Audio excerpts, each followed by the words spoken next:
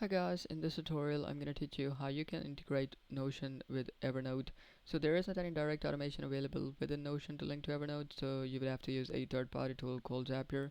Go to Zapier, create an account, and once you do that, it'll take you to this page. Here you have to press this create button on the top left corner, then press Zaps button, and it'll open up an editor page, and there is where the magic happens. So here you get a trigger and an action.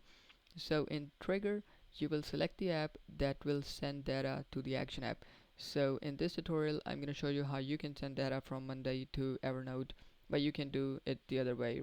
Alright, it's very simple. So in trigger, click on trigger. I'm going to search for Notion, and here we go. Select Notion, and in the event, I'm going to select new database item. So this is what is going to start this automation. Whenever there's a new database item, this automation will be initiated.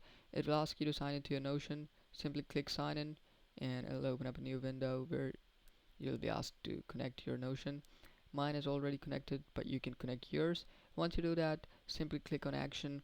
In action, select the other app. In this case, it is Evernote. So search for Evernote, and here we go. Click on it, and here you have to select what should happen in Evernote. So I'm going to select create a tag. So whenever there's a new database item in Notion, a tag will automatically be created in Evernote. So this is what this automation is going to do. I'm going to press continue.